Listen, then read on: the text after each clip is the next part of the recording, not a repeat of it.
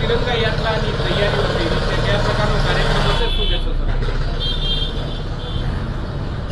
ચાલુ વર્ષે 15મી ઓગસ્ટ એટલે કે સ્વતંત્રતા દિનની ઉજવણીના ભાગરૂપે 10 ઓગસ્ટ 2024 શનિવારના રોજ રાજ્યની પ્રથમ તિરંગા યાત્રા રાજકોટ શહેરમાં થઈ રહી છે અને એના આયોજનના ભાગરૂપે આજે અહીંયા અમે લોકો સૌ એકત્રિત થયા છીએ.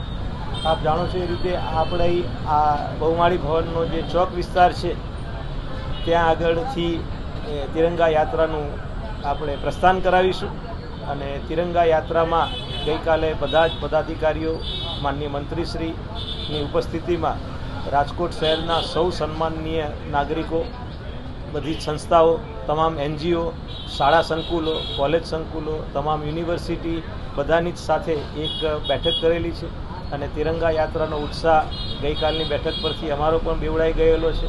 ખૂબ મોટી સંખ્યામાં તિરંગા યાત્રામાં લોકો જોડાવાના છે એટલે યોગ્ય આયોજન થાય એના માટે અત્યારથી રાજકોટ મહાનગરપાલિકાએ પ્રયત્ન કરેલો છે.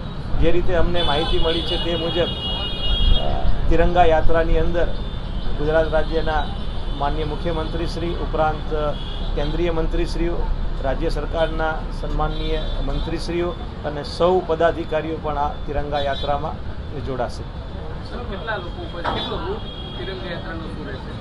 તિરંગા યાત્રાનો રૂટ આપણે બેઠા છીએ એ સ્થળથી ચાલુ થઈ અને ગાંધી સ્મૃતિ જ્યુબિલી ગાર્ડન પાસે ત્યાં આગળ એનો અંત થશે અને લગભગ 1.5 કિલોમીટર જેટલો યાત્રાનો રૂટ છે અને એનો હોલ્ડિંગ એરિયા જ લગભગ 1 કિલોમીટર જેટલો થાય છે.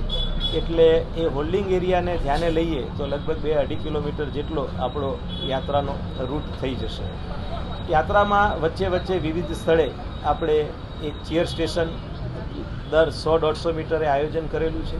એ ચેર સ્ટેશનમાં યાત્રાનું અભિવાદન થશે અને દેશભક્તિના ગીતો, દેશભક્તિને લગતા ડાન્સ પરફોર્મન્સો વિવિધ વેશભૂષામાં યુવક સાંસ્કૃતિક સેવા દ્વારા સ્પેશિયલ આ માટે એરેન્જ કરેલા ગ્રુપ દ્વારા પ્રસ્તુત થશે.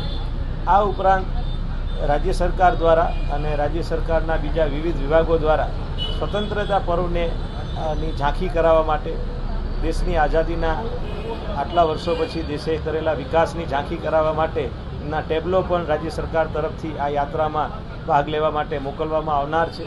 તો એનો પણ યાત્રાની અંદર આપણે સમાવેશ કરીશું. Okay, thank you sir.